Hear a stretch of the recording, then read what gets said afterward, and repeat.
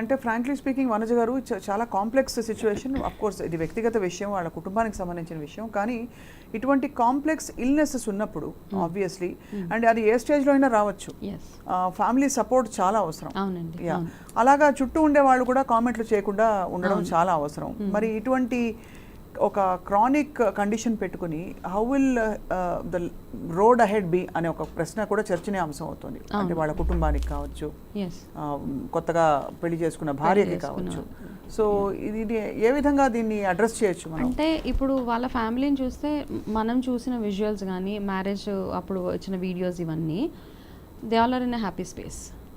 Okay, ఎక్కడో ఒక media ఇంటర్వ్యూలో చెప్పారు బికాస్ మా అబ్బాయికి ఇలాంటి ప్రాబ్లం ఉంది కానీ స్టిల్ మాకు వీఆర్ ఏబుల్ టు డూ, అంటే దేవుడి దయ వల్ల వాళ్ళు ఏమేమైతే చేయాలో అవన్నీ వాళ్ళు చేయగలుగుతున్నారు అక్కడ. రెండో పాయింట్ ఏంటంటే ఆ అమ్మాయి కూడా Radhika happily she married him, ఇష్టంగానే చేసుకుంది, అక్కడ ఎక్కడ కష్టం లేదు అక్కడ.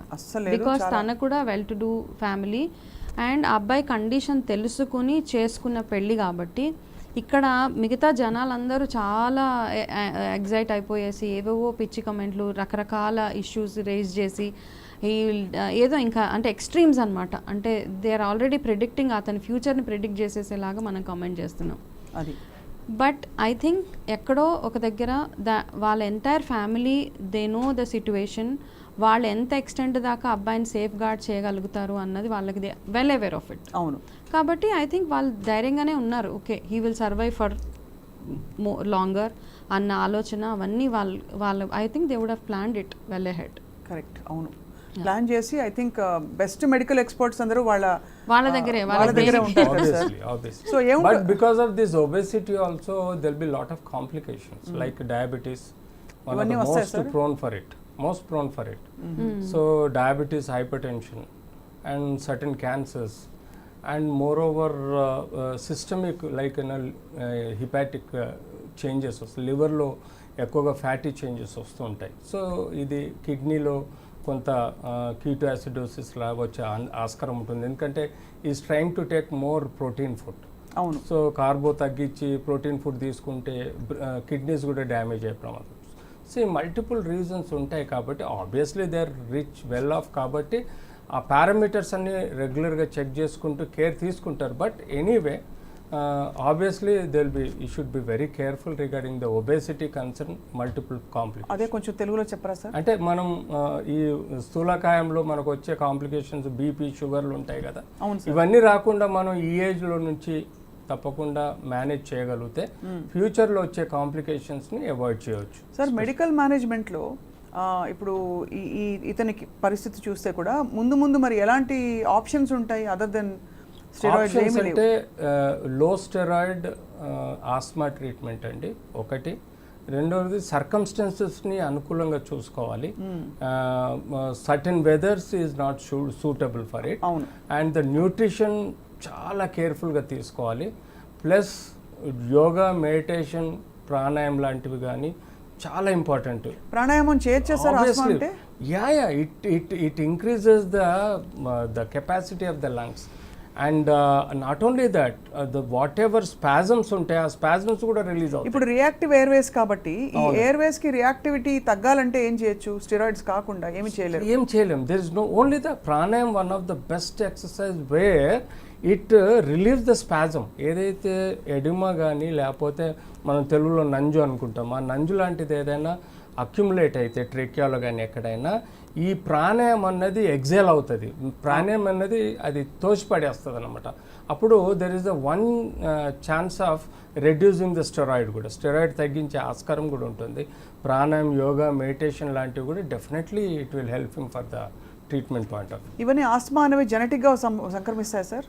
దెర్ ఈస్ జెనెటిక్ హెరిడిటరీ ఉంది. హెరిడిటరీ ఈజ్ ఇప్పుడు మళ్ళీ అంటే ఫర్దర్ నెక్స్ట్ జనరేషన్ కూడా జాగ్రత్తగా ఉంచుకోవాల్సిన అవసరం ఉంటుంది. పాసిబిలిటీ 100% జెనెటిక్గా ఉంటుంది, హెరిడిటరీ వచ్చే ఛాన్స్ ఉంటుంది. సో జీన్స్లో compulsory it will continue. Apart from the hereditary కూడా డెఫినెట్లీ ఇట్ విల్ కంటిన్యూ. అవును. వనజ గారు, ఓవరాల్గా అసలు ఆరోగ్యం చాలా ఇంపార్టెంట్ అని ఇలాంటి సందర్భాలు వచ్చినప్పుడు మరోసారి మనం గుర్తు చేసుకుంటూ ఉంటాం. సో అసలు అంటే ఓవరాల్ హెల్త్కి లేదు ఇలా లైఫ్ ప్లాన్ చేసుకుంటున్నప్పుడు ముఖ్యంగా తీసుకోవాల్సిన జాగ్రత్తలు ఏంటండి?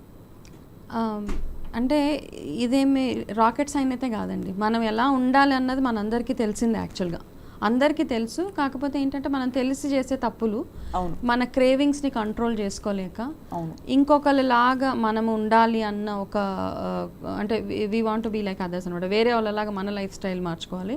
అది ఆహార విషయంలో అవ్వచ్చు, లైఫ్ స్టైల్ విషయంలో అవ్వచ్చు. అయితే when we only focus on food మీద ఫోకస్ చేస్తే, ఎవరో ఏదో ఎక్కడో ఏదో ఫ్యాన్సీ ఫుడ్ తిన్నారు, కాకపోతే మేము కూడా అదే లాంటి ఫుడ్ తినాలి అని అంటే ఇప్పుడు వీళ్ళని పక్కన పెట్టేస్తే, బికాస్ వాళ్ళకి అన్నీ ఉన్నాయి, వాళ్ళు ఏం కావాలంటే అది చేసుకునేంత స్తోమత, ఫెసిలిటీస్ అన్నీ ఉన్నాయి. కాబట్టి వాళ్ళని అనవసరంగా వాళ్ళని టార్గెట్ చేసి మాట్లాడడం అందరూ పక్కన పెట్టేస్తే, మన గురించి మనం ఆలోచించుకుంటున్నప్పుడు ఏమవుతుందంటే, ఇప్పుడు వేరే వాళ్ళని చూసి మన ఇంట్లో ఉన్నవే తినాలి, సీజనల్గా వచ్చేవే తినాలి. మన కల్చర్లో ఏదైతే ఉందో, చాలామంది టీ తాగకూడదు, కాఫీ తాగకూడదు అంటే I don't agree with all those thing.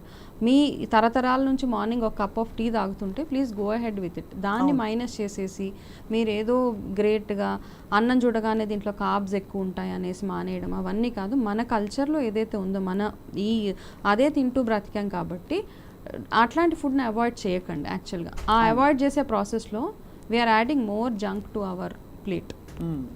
అది is what I feel. And ఇంత ఒబేసిటీ వచ్చాక అంటే for whatever reason, steroids వల్ల అవ్వచ్చు, మరి దాన్ని రివర్స్ చేసే మార్గాలు మీ వైపు నుంచి మీరు న్యూట్రిషనిస్ట్గా ఏం చెప్తారంటే? అంటే ఇప్పుడు చాలా మందికి థైరాయిడ్ వల్ల ఒబేసిటీ వస్తుంది, అవునండి, అది అంటే అన్కంట్రోల్డ్ వెయిట్ గెయిన్, దాన్ని ఇంకా మళ్ళీ తగ్గించుకోలేరు. అవునవును. సో అలాగా ఇలాంటి పరిస్థితుల్లో ఏం చేయొచ్చు అంటారు వనజ గారు? అంటే ఇట్లాంటి కేసెస్లో ఒక రియలిస్టిక్గా ఉండడం చాలా అవసరం అండి. ఇంత ఏదో ఒక మనిషి ఒక 10 kgs 15 kgs ఫర్ ఎగ్జాంపుల్ ఆడవాళ్ళల్లో చూస్తే ప్రెగ్నెన్సీ డెలివరీ తర్వాత ఒక 15 kgs పెరుగుతారు. అట్లాంటి వాళ్ళకి చాలా ఇది ఉంటుంది, నేను వెయిట్ తగ్గిపోవాలనేసి. సో వాళ్ళు వెయిట్ పెరగడానికి ఎంత టైం అయితే పట్టిందో, అట్లీస్ట్ 2 years పట్టు ఉంటుంది, అంత టైం ఇవ్వలేకపోతున్నారు వాళ్ళు. ఆ రివర్స్ దాంట్లో 2 monthsలో 3 monthsలో తగ్గిపోవాలి. ఆ 2-3 months తగ్గిపోయే ప్రాసెస్లో low calorie diet, complete low calorie, ఎంత 800 calorie డైట్ తీసుకునే చాలామంది అలా ఉన్నారు ఇప్పుడు. 800 calorie తినే ప్రాసెస్లో వాళ్ళకి కిడ్నీ రిలేటెడ్ ప్రాబ్లమ్స్ కానివ్వండి, రకరకాల హార్మోనల్ ఇంబ్యాలెన్సెస్ అవి అవుతున్నాయి. సో ఇంత వెయిట్ ఉన్నప్పుడు రియలిస్టిక్గా ఉండడం, అయితే ఇక్కడ ఈ కేసులో అదర్ దెన్ లైపోసెక్షన్సో లేకపోతే ఇంకొక సర్జరీస్ తప్పించి మామూలుగా వెయిట్ తగ్గడం అనేది ఇట్ ఈస్ ఇంపాసిబుల్. ఒక 50 to 100 kgs which is already did, అతను ఆల్రెడీ చేశారు. అక్కడ వరకు I think it is realistic. Beyond that అంత దీనిగా అవ్వదు. కానీ 50 to 100 కిలోల బరువు మోయడం అంటే కూడా ఎంత కష్టం కదా సార్.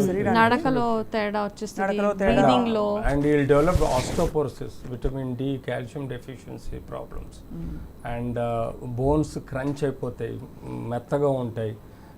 చిన్న ట్రివియల్ ఇంజరీస్ కూడా మేజర్ బోన్ ఫ్రాక్చర్స్ అవుతూ ఉంటాయి. సో ఇలాంటి ఇష్యూస్. సో బేసిక్గా లైన్ ఆఫ్ ట్రీట్మెంటే కాదు, ఫ్యామిలీ సపోర్ట్ చాలా అవసరం, అందులో వైఫ్ సపోర్ట్ చాలా అవసరం అండి. ఎందుకంటే మిడ్ నైట్లో సడన్గా చోక్ అవుతారు, చోక్ అవగానే they feel like die, and ఆ లెవెల్లో వాళ్ళని రెస్పిరేటరీ డిస్ట్రెస్లో పోతారు. అప్పుడు కనీసం వైఫ్ ఎమర్జెన్సీ ట్రీట్మెంట్ ఇచ్చి కౌన్సిలింగ్ చేయగలిగితే definitely you will come out of that. It's nothing, it's not like a heart attack అండి. It is a temporary spasm causes to choke you, but కొంత సేపట్లో within the time లో if you take a little inhalation with a steroid or something like that, immediately spasm తగ్గిపోద్ది. But ఆ spasm బాధ తట్టుకోలేక సైకలాజికల్గా చాలా డిప్రెషన్లో పోయి some times you feel like to die. ఆ లెవెల్ నుంచి బయట తీసుకురావాలంటే companionship is the most important. అంటే పక్క నుండి ఇట్స్ ఓకే నేను ఉన్నానని చూసుకునే వాళ్ళు చాలా అవసరం. ఫ్యామిలీ సపోర్ట్, ఐ మీన్ అది లేనిది అసలు ట్రీట్మెంట్ కూడా పనిచేయదు. So it is most important. So ఇవన్నీ అయితే ఆబ్వియస్లీ ఆయన భార్యగా అన్ని చెప్పుంటారు, బ్రీఫ్ చేస్తుంటారు, డాక్టర్స్ కూడా చెప్పిస్తారు మొత్తం అంతా కూడా. Together friends since many years. అవును, that is true. So she is aware of it. అవును, తనకు తెలుసు, అన్ని విషయాలు తెలుసు కాబట్టి నేర్చుకొని కూడా ఉంటుంటుంది. నాకేమనిపిస్తుంది అంటే ఇట్లా మ్యారేజ్ ఒక రిలేషన్షిప్లో వెళ్ళినప్పుడు మనకు ఒక హోప్ వస్తుంది, వాళ్ళ కోసం నేను హెల్తీగా ఉండాలి, యాక్టివ్గా ఉండాలి అన్న హోప్, దాంతో కూడా మనకి హాఫ్ హీలింగ్ అయిపోతుంది ఫస్ట్ థింగ్. కాబట్టి I think that is one of the reason తను హ్యాపీగా మ్యారేజ్ చేసుకున్నాడు.